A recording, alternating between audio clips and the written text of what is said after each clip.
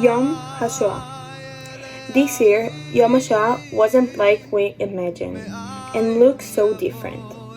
This year, there weren't ceremonies at school or zikaron b'salon in actual living room. The main ceremony at Yad Vashem was empty from people. For the first time, I felt so lonely during the siren.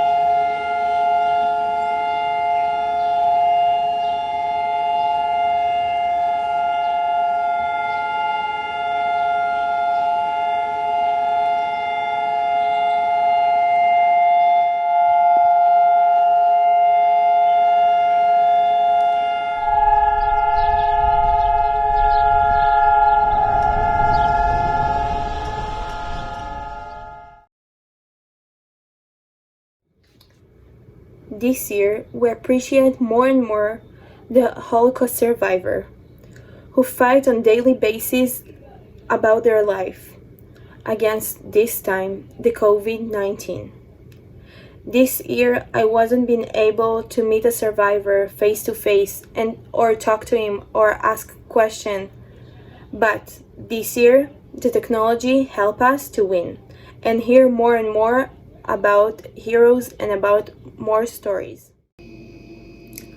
This time, we're about to hear about a phenomenal hero that you may actually know. The story of Edith Fotok, Shoshana Bareket, my grandmother. I was 14 years old when the war started.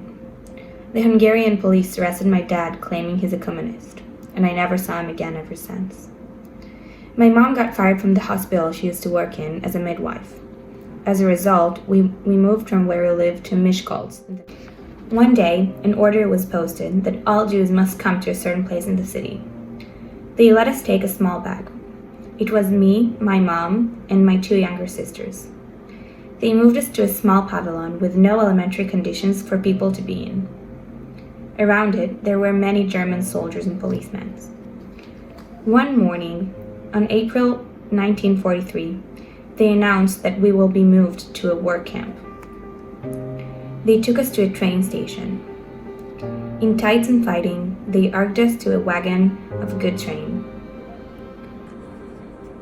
The only window in the wagon was regulated with a barbed wire, and the wagon was full to a zero place. When we stopped in a station, soldiers brought in a pot with a little bit of water. It was non-humanitarian horror. We weren't on the train for a bunch of days until we saw a big gate with the phrase Arbeit macht frei written on it. We were in Auschwitz. We didn't know and understand what happened, and we didn't realize we were in a concentration camp. The doors of the wagon opened. Around the train's gap, German soldiers in cups were standing. They shouted Schnell, Schnell, which means hurry up. In the tumult, we split it and we couldn't find each other. I never saw my mom and my younger sister again. My younger sister and I were together the whole time. We were right next to each other and we held each other very tight. Our line was marched to a concentration camp, Birkenau. One after the other, they brought women into a shed. Inside, there were German soldiers next to the desk. We got in and we had to undress. Quickly, we have been positioned completely naked.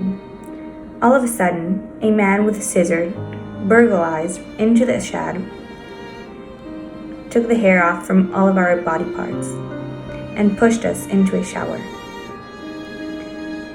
After the shower, they yelled, "Open your legs," and sprayed us with DDT. I ceased being myself and started to be a depressed and humiliated creature. We got nightgowns and led it barefoot to a big block special for women. From the shed, we always saw a constant fire from the crematorium's chimney, and it smelled like burned meat. 2 months have passed. One day they took us. A large group of girls had been taken to the shower. We were naked, and outside there were a beautiful-looking officer standing and started to choose a few girls. Me and my sister as well. Later, I found out that it was Joseph Mengele. They took us to a work camp, Allendorf, in Germany.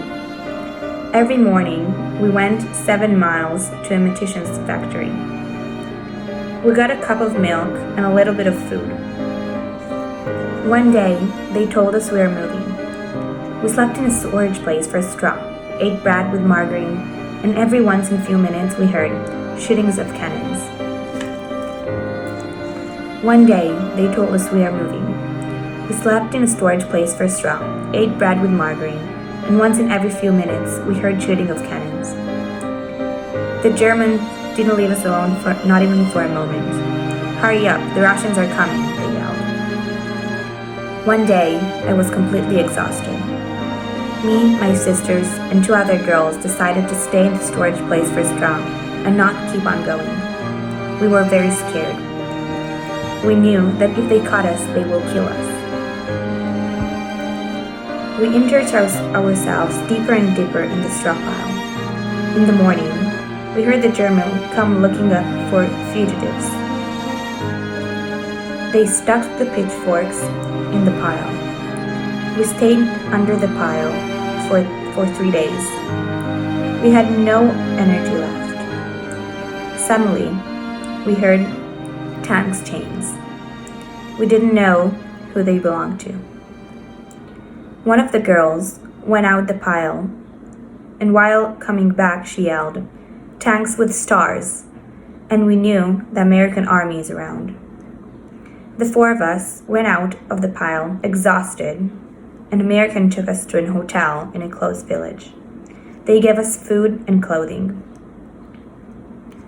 Afterwards, we have found out that the convoy we ran away from walked 40 more kilometers, and the German guards left it quickly. I've been relisted in 1945. We lived in a hostel. One day, I heard on the radio that Fatok Lajos from Italy was looking for his sisters. It was my brother. I started to cry, knowing he's alive. Not much later, they told us they ship us to Israel. I got to Atlit and later to the kibbutz. After she got into the kibbutz, my grandmother got married and had 4 girls. One of them is my grandmother. My grandmother passed away a few years ago, and her story stayed with us. Thank you all. So we're still here, and we're still your Shinshiniyot, and we're doing it proudly and, with pleasure all the time. We just want to let you know that we will do more videos and more Dvar Yisrael like that via videos and stuff. So stay tuned, and we'll let you know. Shabbat Shalom, everyone, and thanks for watching.